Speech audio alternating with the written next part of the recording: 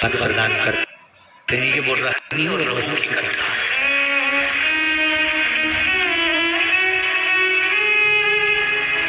बहन का नाम है रहनी और भाई का नाम है रहू। बड़ी सुंदर कथा।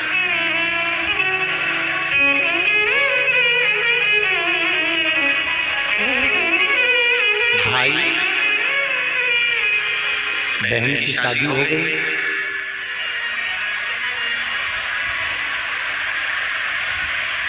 किसी कारणवश रहनी का पति चले गए, समाप्त हो गए। पर रहनी शिव भक्ति से दूर नहीं है। रहनी शंकर जी की आराधना में डूबी रही थी, शिव भक्ति में डूबी। और होना चाहिए महाराज। शिव भक्ति का स्मरण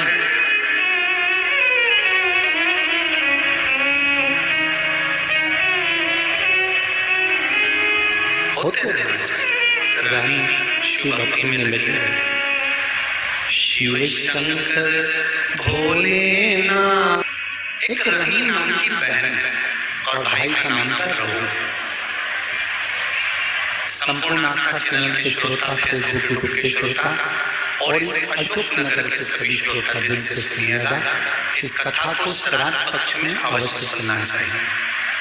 रहनी जिसका पति नहीं है, घर में दो बच्चे हैं, छोटे हैं, बहुत छोटे, और ये रहनी और रहू ये दोनों बहन भाई हैं। रहनी के माता पिता भी नहीं है, सास ससुर भी नहीं है, पति भी नहीं है, केवल घर में दो बच्चे हैं। लकड़ी संविदा तोड़ कर लाती है और उसको बेचकर देकर थोड़ा सा चना इकट्ठा कर अपने बच्चों का पेट भर देती है। भाई रहू जिसकी धर्म पत्नी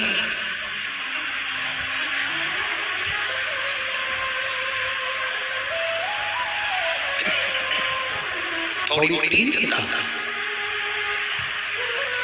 ससुराल में कम थी।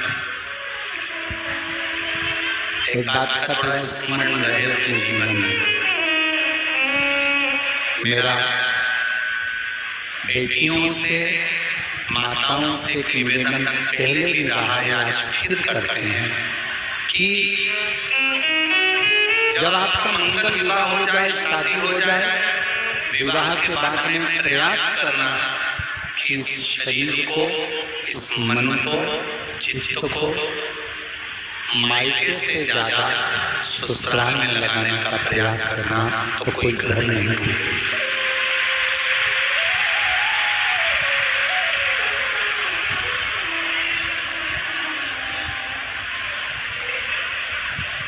इस शरीर को थोड़ा और मन को, चित्त को थोड़ा सा मायके से ज्यादा घर में लगाने का, ससुराल में लगाने का प्रयास करते। हम मना नहीं करते। माता पिता जब तक जिंदा हैं तब तक बेटी को माता पिता के प्रति प्रेम रखना चाहिए। ऐसा नहीं है कि प्रेम खत्म करें, प्रेम पूर्ण रहे, पर आपका समर्पण ससुराल के प्रति ज्यादा। कारण क्या होता है? आप मायके में 1 रुपया भी मत भेजिए, पर आप मायके से ज्यादा प्रीति रखेंगे तो एक न एक बार सास ससुर देवर जेठ कुटुंब कबीले के मुख से निकल जाएगा। सब यही भरवई होगी। और भले बेचारे मायके वाले अपना गुजारा खुद कर रहे हैं, जैसे तैसे अपने जीवन को जी रहे हैं, और एक इल्जाम लग जाता है कि ये दे रहे हैं, इसलिए प्रिय की तरफ को पर थोड़ी रहनी अपने मायके से ज्यादा प्रीति नहीं रखती। भाई रहू का बड़ा प्रेम था। भाभी घर में अब श्राद्ध पक्ष का समय आया। बहू ने अपनी पत्नी से कहा कि पिताजी को गए हुए समय हो गया, माता को गए समय हो गया, दादा दादी को गए समय हो गया, मैं गया का पिंड करने के लिए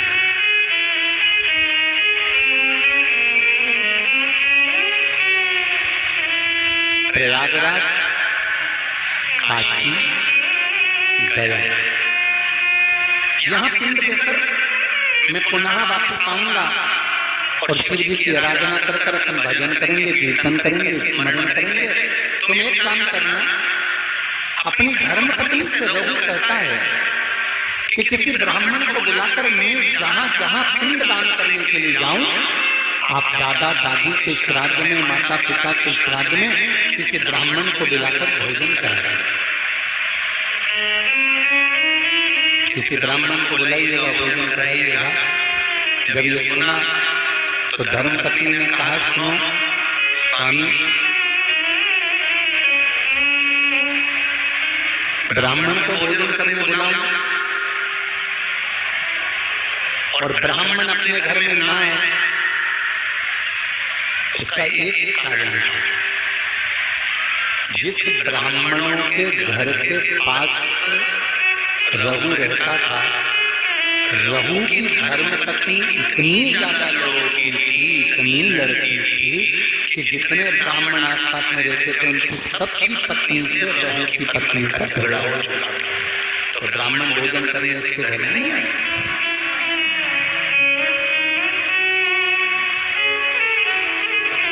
रहू की पत्नी ने कहा, मैं ब्राह्मणों को बुलाऊंगा, और वो नहीं आए तो रहू ने जाके जाके कर दिया, काम करो,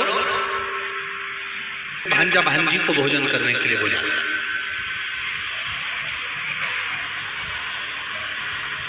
सनातन धर्म के अंतर्गत एक भांजे को या एक भांजी को भोजन कराना मतलब 100 ब्राह्मण को भोजन कराने के बराबर है। सनातन धर्म की रीति है ये महाराज। एक भांजे को या एक भांजी को भोजन कराना 100 ब्राह्मण को भोजन कराने के बराबर है। तो तुम एक काम करो, मेरी बहन बहनी को बुलाओ और अपने भांजा भांजी को बुलाओ, क्योंकि भांजा भांजी छोटे हैं, अकेले आ नहीं सकते, उनको बुलाकर भोजन कराओ। अब पति ने कहा कि तुम उनको भोजन करा देना, और पति चले गया। धर्म पत्नी इतनी विचित्र थी कि उसने अपनी ननंद को बुलाया तो सही, पर भांजा भांजी को मना करवा दिया कि उनको लेकर मत आना, और भोजन करने के लिए ननंद को नहीं बुलाया, भोजन का काम करने के लिए ननंद को बुलाया, और निमंत्रण मायके वालों को दे दिया कि श्राद्ध में मेरे दादाजी का श्राद्ध है, माता पिता का श्राद्ध है, आप सब आओ। मायके वाले श्राद्ध का भोजन करने आ गए। ननंद को निमंत्रण देकर बुलाया, जीजी आपकी माताजी और पिताजी का श्राद्ध है, अगर आप नहीं आओगी तो श्राद्ध में अच्छा नहीं लगेगा। ननंद आई और ननंद ने आने से पहले अपने बच्चों से कहा कि मैं नाना के घर जा रही हूँ। बच्चों की आंख में जल भरा हुआ था। माँ, आप हम दोनों को छोड़कर जा रही हो, हमें भी साथ ले चलो, हम भी चलना चाहते हैं। नहीं नहीं, तुम्हारे मामी जी ने केवल मेरा निमंत्रण करा है, मैं जाऊंगी, तुम रुको। माँ, 2 दिन से लकड़ी नहीं मिली, जलवृष्टि हो रही थी, लकड़ी नहीं मिल पाई तो बेच नहीं पाई। 2 दिन से अन्न घर में नहीं आया, हमें भोजन नहीं मिला। माँ, आज तो चली जाएगी, फिर भोजन कौन दे? ये श्राद्ध पक्ष की कथा है। जो नारी जो पुरुष इसको दिल से सुन लेता है, इसलिए आपको सालासर जी में कहा था, ये तर्पण शिव महापुराण की कथा है। जितने भी भारत भूमि के देश और विदेश में बैठकर लोग इस कथा को सुन रहे हैं, 7 दिन प्रतिदिन नूतन तर्पण शिव महापुराण की कथा को सुनो और अपने पूर्वजों को आपने तर्पण करा ना करा, पिंड दिया ना दिया, ब्राह्मण भोज कराया ना कराया, 1 बजे से 4 बजे तक अगर शिव महापुराण की कथा दिल से सुन ली तो पूर्वजों को सब प्राप्त हो जाएगा। और उनकी सुनो,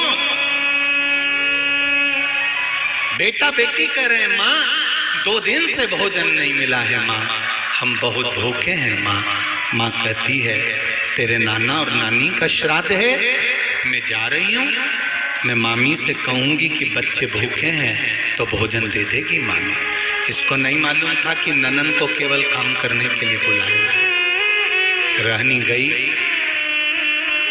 घर में पहुंची, बहुत मेला लगा हुआ था मायके का, खुश हो गई रहनी, आज मेरे माता पिता का श्राद्ध हो रहा है और इतने मेहमान आए। जब माता पिता के श्राद्ध में 10 ब्राह्मण, 20 ब्राह्मण, 25 ब्राह्मण भोजन करते हैं तो दुनिया की कोई ऐसी ननंद नहीं होगी जिसके चेहरे पर प्रसन्नता ना हो कि मेरे मायके में इतने लोग भोजन करते हैं, मुझे गर्व महसूस होता है, मुझे गर्व महसूस होता है इतने लोग भोजन करते हैं मेरे मायके में। मेरे जब दादाजी का श्राद्ध होता है हमारे यहाँ सारे ब्राह्मण आते हैं, इतने लोगों को बुलाया जाता है, इतने रिश्तेदार आते हैं, ननंद खुश होती है, आंख में जल नहीं भरता ननंद को। रहनी की आंख में खुशियों के अश्रु आ गए। मेरे माता पिता कितने भाग्यशाली हैं, जो जैसा होता है उसके मरने के बाद भोजन भी वैसा ही होता है। जो मरा उसके हृदय में खुशियां रहती है ना कि इसको भी भोजन कराओ, इसको भी भोजन कराओ, इसको भी भोजन कराओ, इसको भी भोजन कराओ।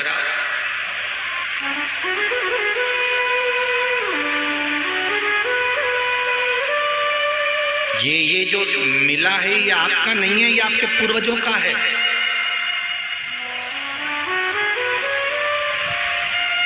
हम आदरणीय सांसद महोदय जी से भी कहे कल कि आप अगर इस क्षेत्र के सांसद बने हैं तो ये आपके पिता की पुण्याई है जिनके बल पर आप बैठे हैं। ये पिता की पुण्याई है। कितना मुश्किल, बड़े से बड़े सूरमा भी इस संसदीय क्षेत्र में आके चले गए थे, पर कहीं उनकी पुण्याई होगी और महादेव की कृपा होगी, राजराजेश्वर की करुणा होगी तो बिठा, ये उसकी कृपा से रहनी प्रसन्न हो रही है, आनंदित हो रही है।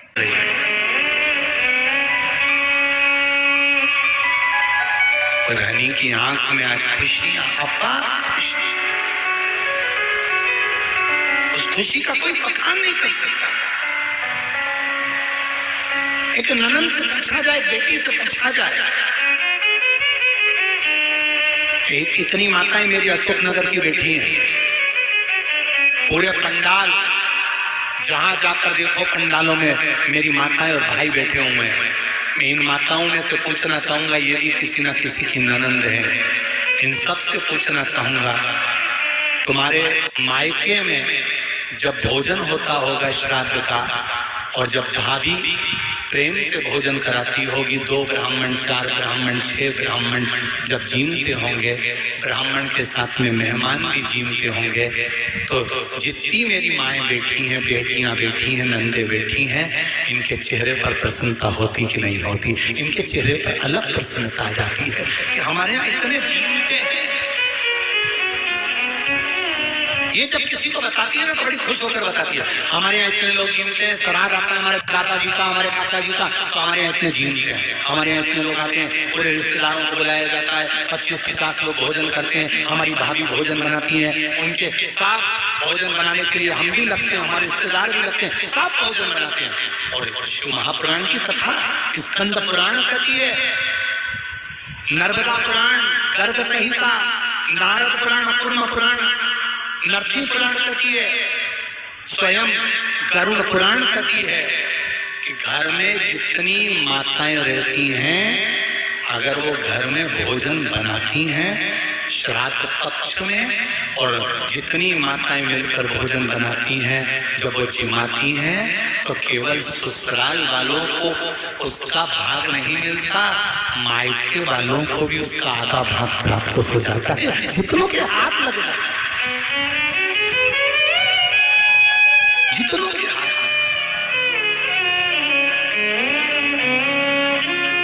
बड़ी प्रसन्न है। रहू कहकर चले गया, जाओ।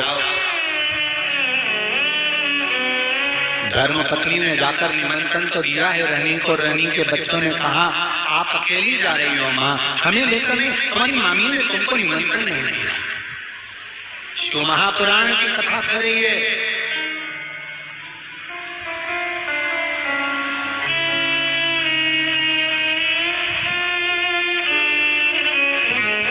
जब गणेश जी महाराज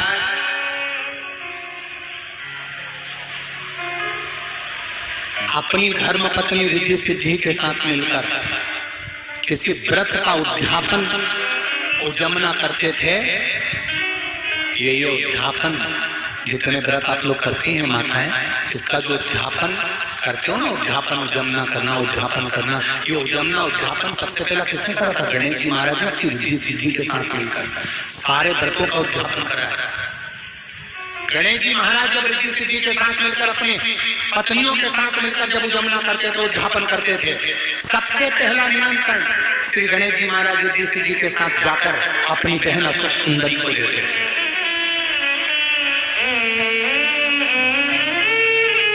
अशोक सुंदरी से जाकर कहते थे, और अशोक सुंदरी से एक बात जरूर कहते थे, बहन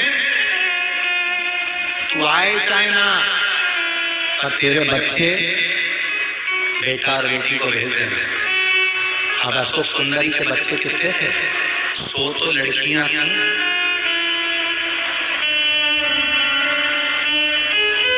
और लड़कों का क्रम ऐसे अशोक सुंदरी के इतने बेटा बेटी थे, तो गणेश जी कहते थे तू भले आ चाहता, पर तू एक काम करना, तेरे भांजा बेटा बेटी को हमारे यहाँ भेज देना भोजन करने के लिए। तो अशोक सुंदरी पूछती थी भैया गणेश से, गणेश क्या तुम ब्राह्मण को भोजन करने नहीं बुला रहे? हमने ब्राह्मण को निमंत्रण दिया है, अगर मान लो 10 ब्राह्मण को बुलाया, एक ब्राह्मण के यहाँ कोई काम अटक गया, जो ब्राह्मण हमारे यहाँ भोजन करने नहीं आया वो भूखा अपने घर पे रह गया, हमारा निमंत्रण हमने दिया, उसने स्वीकार कर लिया, उसके बाद भी नहीं आ पाया, तो उसका दोष हमको लगेगा। अगर वो भूखा रहेगा तो उस दोष को मिटाने के लिए अगर भांजा भांजी घर में कर लेते हैं तो हजारों ब्राह्मण के भोजन का फल मिल जाता है। गणेश जी महाराज अपनी बहन अशोक सुंदरी के बच्चों को निमंत्रण दे देते। आज रहनी और रहू की कथा आधी रह गई है, इसको कल के प्रसंग में लेंगे, क्योंकि एक समय अवधि भी रहती है चैनल की, और अगर आधी कथा हम यहाँ सुना देंगे और आधी पूरे देशवासी रह जाएंगे तो ठीक नहीं लगेगा। इसलिए रहनी रहू की कथा जितने लोग श्रवण कर रहे हैं उनसे निवेदन है अधिक से अधिक संख्या में पहुंचकर दर्पण श्री महापुराण की कथा का आनंद लो।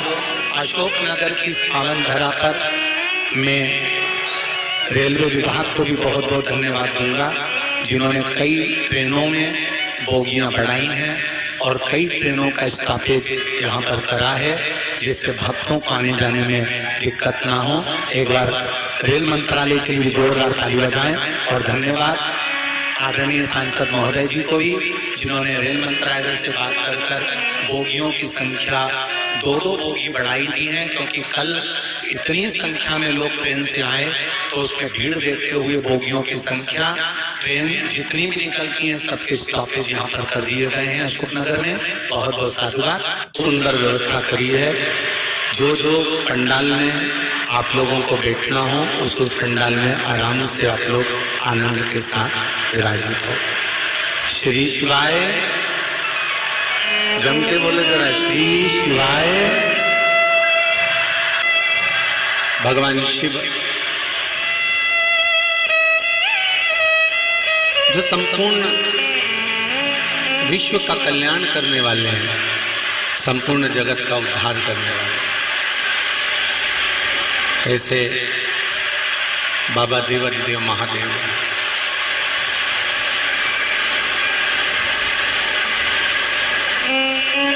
जिनकी उदारता, जिनकी करुणा कृपा संपूर्ण ब्रह्मांड का कल्याण करने वाले हैं। महाराज, मैंने तेरे ही भरोसे, ओ बाबा तेरे ही भरोसे, हवा बिच उड़ती बाबा डोर छड़ना घटी जानी, शंभू में तेरी लगन, ओ बाबा में तेरी लगन, हवा बिच उड़ती जागी बाबा डोर छड़ना में घटी जानी, तेरे डमरू की धुन सुन के मैं काशी भगवान शिव की कथा कर रहे हैं।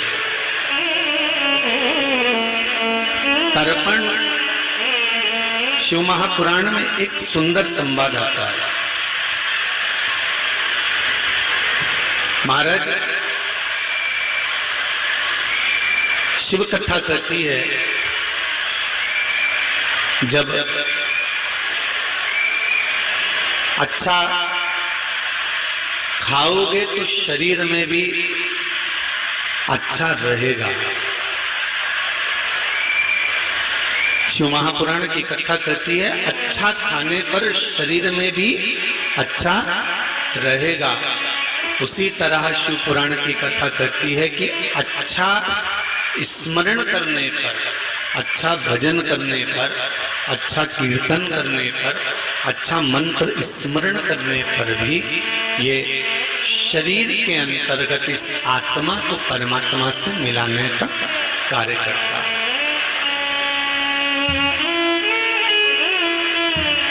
बहुत छोटे से जीवन में, बहुत छोटे से मनुष्य के शरीर में, मानव की देह में परमात्मा की जो अविरल भक्ति है वो एक सुख प्रदान करती है, आनंद प्रदान करती है। महाराज,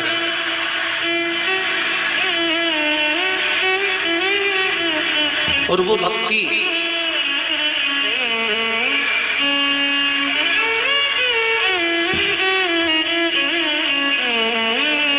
एक निवेदन सभी से, जहां जहां पानी आ रहा है आप लोग वहां से हटकर, जहां पानी नहीं आ रहा है जिस जिस शेड में, सारे शेड बहुत बढ़िया हैं, जहां टेंट के नीचे वाले लोग हैं वो शेड में आराम से पहुंच जाए और किसी को भी एक दूसरे को कष्ट ना देते हुए, क्योंकि शिव महापुराण की कथा है, अपने को आनंद के साथ श्रवण करना, किसी को कष्ट नहीं देना, बस जहां जगह मिलती जाए वहां पर बैठ के चले जाइए आनंद के साथ। तेरे डमरू, अपने स्थान पर बैठकर भगवान शिव से अपने हृदय की बात कहते हुए बाबा देवाधिदेव महादेव से अपने मन की बात कहें और भगवान से प्रार्थना करें, बाबा आपकी कृपा से तर्पण शिव महापुराण की कथा अपने पूर्वजों के कल्याण के लिए श्रवण कर रही हूँ, सभी पूर्वजों का उद्धार हो ऐसी कृपा बनाकर रखिएगा। देवाधिदेव महादेव, शिव महापुराण के मूल मंत्र का जाप आप सभी अपनी जगह पर बैठकर बड़े आनंद के साथ करेंगे। श्री शिवाय नमस्तुभ्यं, श्री शिवाय नमस्तुभ्यं,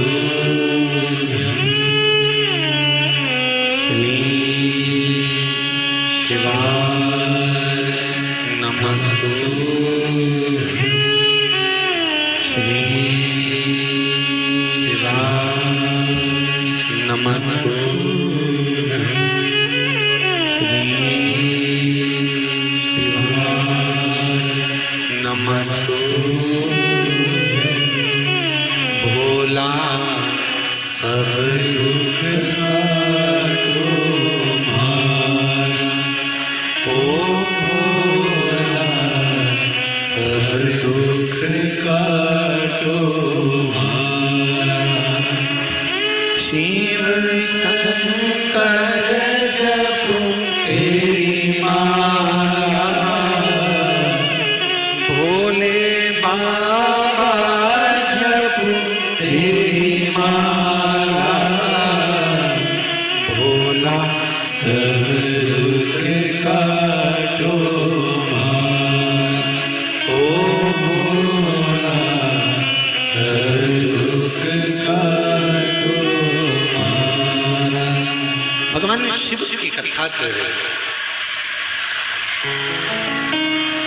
एक जैसे बैग के अंदर स्कूल जाते समय अपने बैग में एक कॉपी होती है जिसको हम रफ कॉपी बोलते हैं, जिसको रफ कॉपी बोला जाता है। और उस कॉपी में सारे सब्जेक्ट, उस कॉपी के अंदर सारे सब्जेक्ट लिख दिए जाते हैं। चाहे आप गणित लिख लो, चाहे हिंदी लिख लो, चाहे अंग्रेजी लिख लो, चाहे संस्कृत लिख लो, तुम्हारी मर्जी पड़े उस कॉपी में जो लिखना हो, क्योंकि उसका नाम ही रफ कॉपी।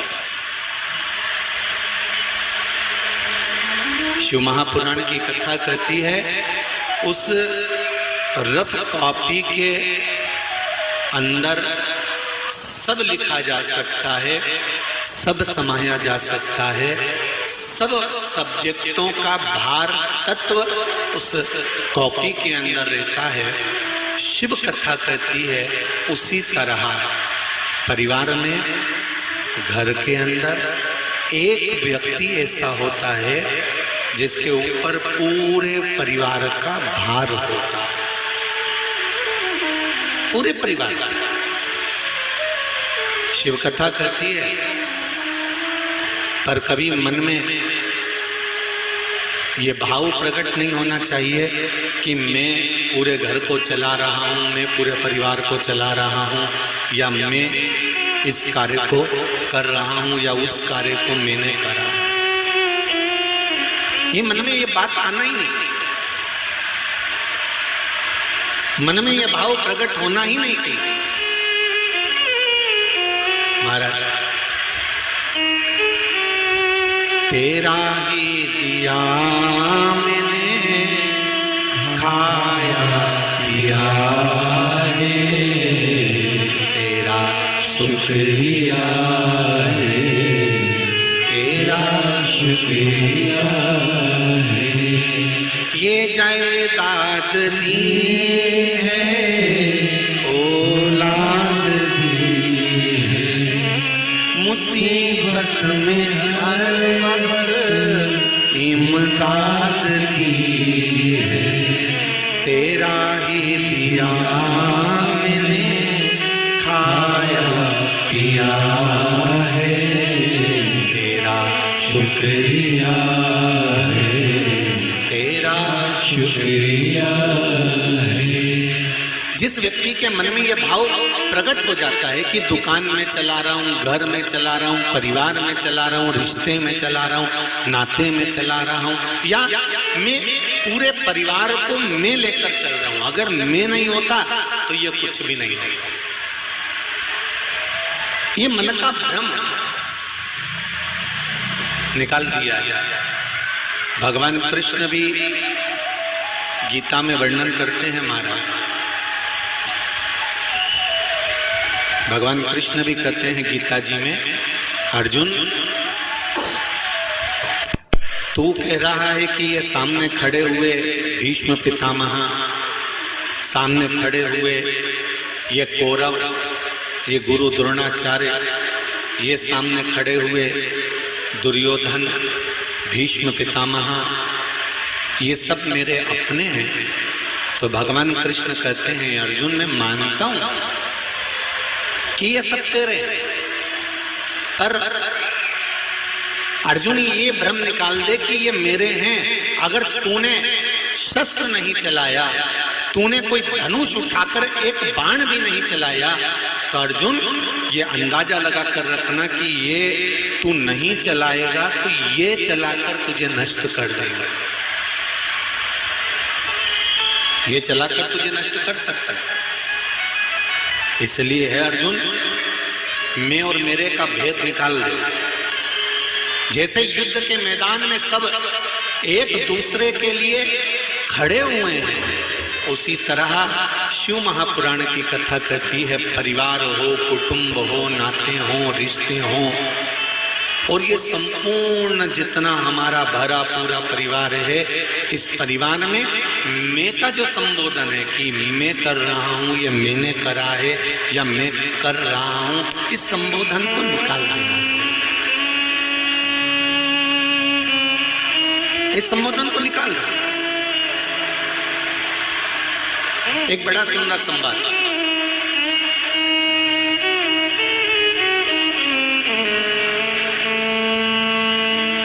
व्यक्ति के जीवन में अभिमान, थोड़ा क्रोध, थोड़ा काम, थोड़ा लोभ, थोड़ी आसक्ति, थोड़ी तृष्णा, थोड़ी वासना क्यों रह जाता है? जितने भी यहाँ पर बैठे हुए हैं, जितने भी आस्था चैनल पर कथा सुन रहे हैं, या फेसबुक यूट्यूब पर कथा सुन रहे हो, या इस मंडी प्रांगण के जितने जितने पंडाल लगे हुए हैं, अंदाजा तो नहीं कर सकते क्योंकि कितने पंडाल यहाँ पर लगे हैं और सब पंडाल में आप लोग भरे हुए हो। तो